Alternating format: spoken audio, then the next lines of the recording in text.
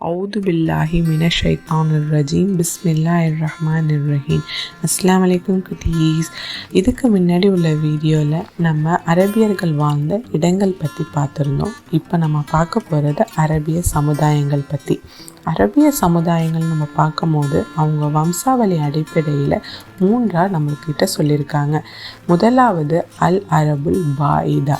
இந்த அல் அரபுல் பாயிதா அப்படிங்கிறவங்க ரொம்ப பண்டைய கால, அதாவது முதலாக வந்த அரபியர்கள். இவங்களை பற்றி நம்மளுக்கு எந்த தகவலும் இல்லை. அதனால் இவங்களோட வரலாற்றை நம்மளால் தெரிஞ்சுக்க முடியல. இரண்டாவது வகை அப்படின்னு பார்த்தீங்கன்னா அல் அரபுல் ஆரிபா. அல் அரபுல் ஆரிபா அப்படிங்கிற அரபியர்கள் இவங்க எதுலேருந்து தோன்றினவங்க அப்படின்னு பார்த்தீங்கன்னா எஸ்ஜுப் இப்னு எஹ்ருஃப் இப்னு கஹ்தான் சந்ததியினர். சரிங்களா?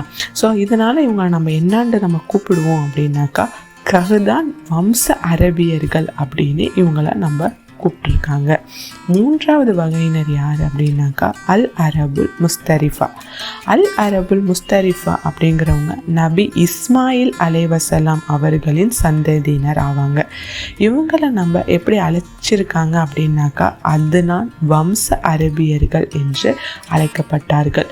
இதுலேருந்து நம்ம என்ன தெரிஞ்சுக்கணும் அப்படின்னாக்கா முதலாம் தோன்றிய அரபியர்கள், இந்த அரபிய வம்சங்கள் என்ன அப்படிங்கிறத யாருங்கிறத நம்ம இதில் தெரிஞ்சுக்கிட்டோம். இந்த அல் அரபுல் ஆரிபா, அல் அரபுல் முஸ்தரிஃபா அப்படிங்கிறவங்க எப்படி இருந்தாங்க, எங்கே வாழ்ந்தாங்க அப்படிங்கிறத அடுத்த வீடியோவில் தெரிஞ்சுக்கலாம் குட்டீஸ்.